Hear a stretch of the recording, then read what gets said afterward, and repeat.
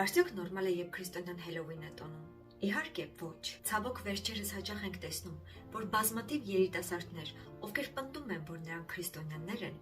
մեծ հաճույքով տոնում են Հելովինը, հագնում են հատուկ սարսափեցնող կոստյումներ, կրում են սարսափեցնող դիմակներ եւ դրանով զվարճանում։ Սատանան գիտի, եթե մարդուն չկարողանա հաղթել վախով,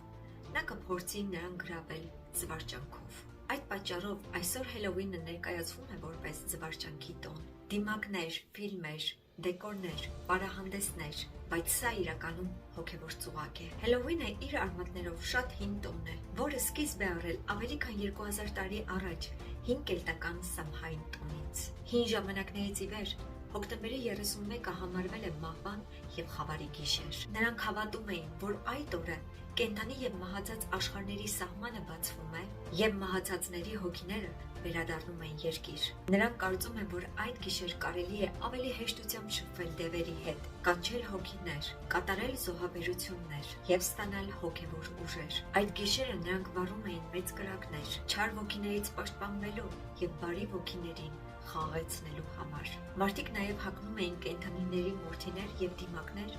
որպեսզի չար ոգիները նրանց չճանաչեին։ Երբ քրիստոնեությունը տարածվեց կելտերի տարածքներում, կաթոլիկ եկեղեցին փորձեց փոխել հետնոսական տոները։ 8-րդ դարում Պապ Գրիգոր III հոկտեմբերի 31-ը հայտարարեց բոլոր սրբերի օրվա նախօրյակ All Hallows Eve, որտեղից էլ գալիս է Հելովին անունը։ Սակայն տրամաբանական կլիներ, եթե տոնի դիվական ծեսերը ընդհանրապես արգելվեր, եւ եթե այդ օրը ուզում էին վերաիմաստավորել նվիրելով սուրբերի հիշատակին, ապա այն ոչ թե գիշերը, այլ ցերեկը պետք է տոնվեր։ Ոչ թե սև վհուկների եւ մահացածների կերպարներ պետք է կրեին,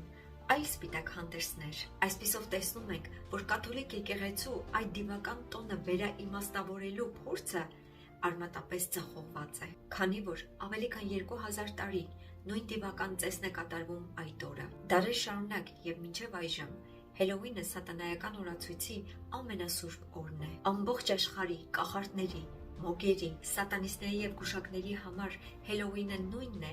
ինչ Սուրբ Զատիկը քրիստոնյաների համար։ Նրանք հավատում են, որ այդ գիշեր խավարի դարպասները բացվում են եւ չար ոգիները ազատորեն շարժվում են երկրի վրա։ Սատանայական աշխարհը հենց այդ գիշեր հավաքվում են գաղտնի խմբերով, կատարում են սարսափեցնող զոհաբերություններ, մոմերով ծիսակարգ, հատուկ անեծքներ են հռչակում մարդկանց վրա եւ աղոթում են Լյուսիֆերին, եւ իրենց նպատակն է ուժեղացնել խավարի ազդեցությունը մարդկանց վրա։ Այսպիսով, ինչու է Հելովինը հակասում քրիստոնեությանը։ Մեռելների հոգիների կանչը եւ մոգական սովորույթները հակասում են Աստծո խոսքին, որովհետեւ Աստվածաշունչը արգելում է ցանկացած շփում եւ խաղ ոգեղեն աշխարհների, մեռելների եւ չար ոգիների հետ։ Երկրորդ օրինաց 18-րդ գլխում ասվում է. Թող չգտնվի քո մեջ մեկը, որ գուշակություն, կախարդություն, մոգություն կանի եւ մեռածներին կկանչի, որովհետեւ այսպիսի բաները ողջություն են Տիրոջ առջև։ Հելովինը իր սարսափելի դիմակներով,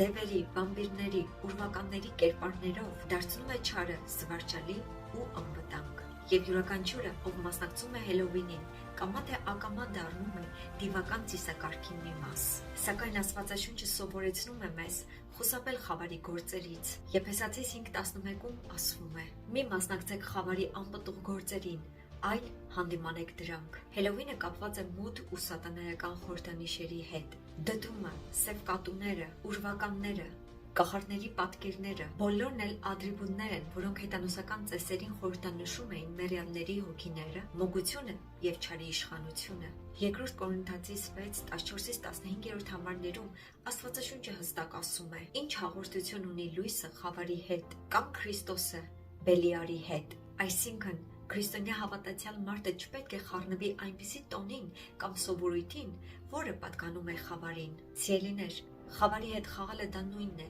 ինչ կրակի հետ խաղալ։ Այն անհետևանք չի մնում։ Գիտեք, անեծքը միշտ գալիս է այնտեղ, որտեղ մարդը խախտում է Աստծո կամքն ու սահմանը։ Եթե դու թեկուզ անգիտակցաբար մասնակցում ես այն բանին, ինչը պատկանում է խավարին, դու դուռ ես բացում, որ խավարի ազդեցությունը իշխի քեզ վրա։ Սկզբում դա երևում է աննշան ձևերով՝ անհանգստություն, վախեր, ծանր մթնոլորտ, անքնություն, բայց հետո կարող է բերել ավելի խորը հոգևոր կապանքներ՝ մեղք,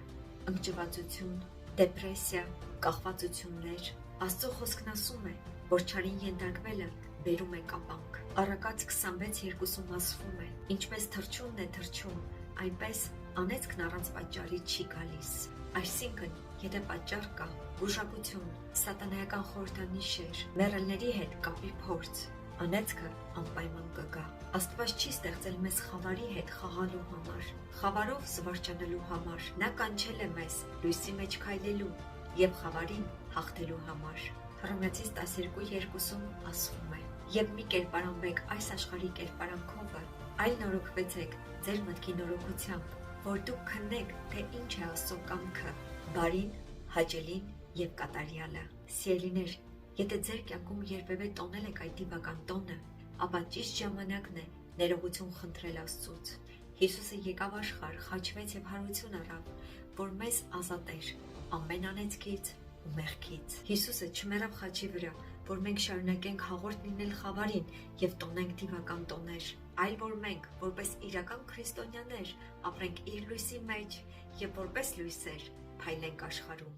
Մեկնաբանությունների բաժնում կարող եք գրել ձեր կարծիքը, թե ինչ եք կարծում Հելովինի մասին։